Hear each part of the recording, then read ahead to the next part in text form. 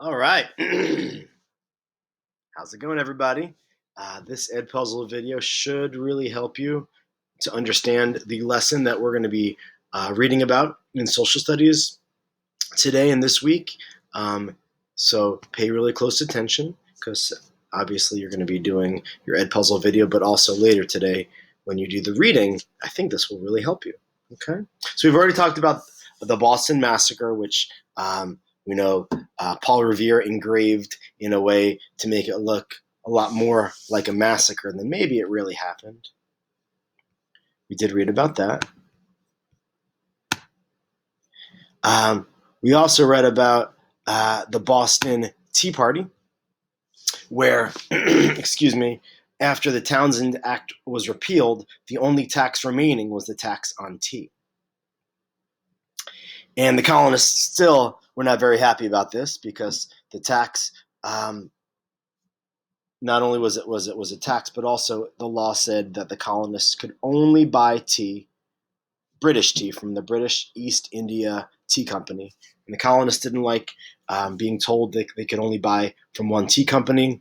They protested, and the British refused to budge on this protest. And so the Sons of Liberty, they are the big protest group. Sam Adams is a key member. Remember, the British call Sam Adams the most dangerous man in the colonies, not because he fights with his hands, but because he uses his pen and his mouth to kind of get a lot of the colonists to be angry with the British. Anyway, Sam Adams and other Sons of Liberty members come up with a secret plan that many of the Sons of Liberty dress up like Native Americans, so they are disguised, and they board some ships, I think 3 ships, and they dump a whole bunch of tea into the harbor as a protest. It ruins the tea, and definitely Parliament was very angry about this, very, very angry about this, because they wanted to teach the colonists a lesson that they shouldn't be doing these things. And so England and King George and Parliament decide to really punish the colonists, and they really punish the colonists. As a consequence for dumping the tea into the harbor, King George and Parliament passed something called the Intolerable Acts. Intolerable is right here, and that means in means not, right? Tolerable means not tolerated. The colonists couldn't tolerate it. It's unbearable. To punish the colonists after dumping all the tea, King George and Parliament decided they were going to punish the colonists with several consequences, several things that the colonists felt they could not tolerate. One of them was that the colonists had to give soldiers a quarter. It was called the Quartering Act. They had to give the soldiers a place to stay. They had to feed them. They had to give them transportation. The colonists hated that. Also, the Boston Harbor was shut down. No ships could get out until the colonists paid for all the tea that was ruined.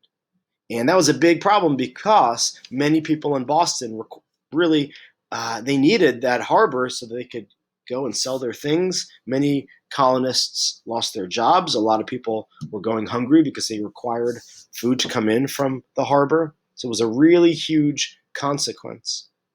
And as people started hearing about the Intolerable Acts, a lot of people started taking sides on the issue. Many people were loyal to King George and loyal to the British government. People in the colonies, many of them were loyalists. Loyalists are loyal to King George, loyal to Parliament, loyal to England. They don't want to break away from England. They want to stay with a British colony, and they kind of have the perspective that the colonists should not have dumped the tea, and anything that King George and Parliament do to punish the colonists, had it coming. And these loyalists are colonists. Many colonists were loyalists. They sided with England and they were loyal to the king. The other side are patriots. Patriots are the opposite of loyalists. Patriots are like Sam Adams. They are angry at King George. They're angry at the British, and they want to break away maybe from King George. They want to break away from the British. They want to start their own independent country, and their perspective is always to be angry with the British. Believe it or not, most of the colonists were neutralists. If you're neutral, you're undecided. They weren't sure if they were loyal to the king or patriots and were angry with the king. They couldn't make up their mind. And quite honestly, as more of these consequences from the British started happening, some neutralists ended up becoming patriots. So the stricter British were towards the colonists, it kind of backfired. Well, in 1774, in September, many colonists sent representatives from their colonies to Philadelphia for the first Continental Congress, where they discussed what we should do about the taxes, what we should do about the Intolerable Acts. All of the 13 colonies except Georgia sent delegates to discuss. They didn't really come up with anything specific. They definitely didn't declare war or declare independence, but they did decide that it probably would be smart to get some militias, that's the word militia right there, or volunteer armies prepared. Militias, excuse me, also called themselves Minutemen because they wanted to be ready at a minute's notice to fight in case the need arose.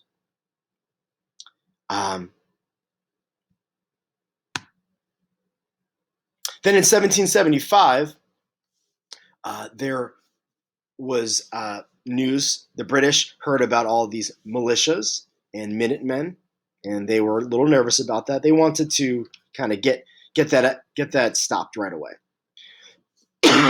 Excuse me. I'm not feeling well still. They also heard that in Concord, Massachusetts, the colonists had a lot of gunpowder stored, and of course the British wanted to get that gunpowder to prevent any fighting. They also heard the location of Sam Adams and John Hancock. Remember, Sam Adams is the most dangerous man in the colonies, according to the British. So the British want to arrest Sam Adams. They want to take him back to England and kill him in a pretty bad, disgusting way. Yep. And so the Sons of Liberty hear this rumor. They hear that the British are going to try to go to Concord, Massachusetts, and take all of the colonists' gunpowder. They also hear that the British are coming to arrest Sam Adams and John Hancock and take them back to England to kill them. And so some Sons of Liberty men like Paul Revere, you may have heard of Paul Revere's famous ride, decide they're going to warn Sam Adams and John Hancock to hide them. And they're also going to tell many of the Minutemen, the militia, to prepare for fighting, to get ready for the British in case the British come. And this ride is very, very smart, and it actually helps quite a bit. Paul Revere actually, in his ride, he yells, "The regulars are coming! The regulars are coming!" And he's actually captured by the British. But the British, they take his horse, but they let him live, which was probably a mistake. But it was nice of the British to let Paul Revere go. They warn the Minutemen who are ready for a fight. They warn Sam Adams and John Hancock in time, and so John and Sam are rescued and are safe. And the warning, as you read, you'll find out that the British never get the gunpowder because the Minutemen are there, and they protect the gunpowder, and they fight. And the British head back to Boston without Sam Adams, without John Hancock, and without the gunpowder. And many of the British soldiers end up getting killed by the Minutemen. And as you read and find out, that probably makes the British pretty angry. So this is a really great visual. I love this visual. So we see number one at 10 p.m. on April 18th, Paul Revere leaves by horse to warn the Minutemen, the militia, that the British are coming. He's going to Lexington. On midnight of April 18th in Lexington,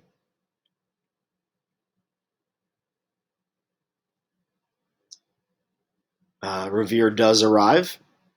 He, Dawes, and Prescott begin riding into Concord. They're warning the Minutemen that the British are coming. Then he's going to go to Concord, right? Around 2 a.m. on April 19th, Revere is captured, but Dawes and Prescott are not captured, they keep going. Revere is captured, and they take his horse, but they let him go. Thankfully, Revere warned enough Minutemen, and at 5 a.m. on the 19th, there was the first battle, the battle between the British and the Minutemen in Lexington, Massachusetts. And no one really knows who fired the first shot, but that was the first fighting between the colonists and the British. That was the first battle, basically, in the Revolutionary War. The British kill, I think, 8 Minutemen, and then they keep going. And then April 19th, the British make it all the way to Concord to try to get the gunpowder, but the Minutemen are there waiting. They fight, and the British go back. And as they go back, Minutemen shoot at them, and I think 250 British soldiers are killed, something along those lines. So the British realize that the colonists mean business, and that's kind of the first fighting in the Revolutionary War.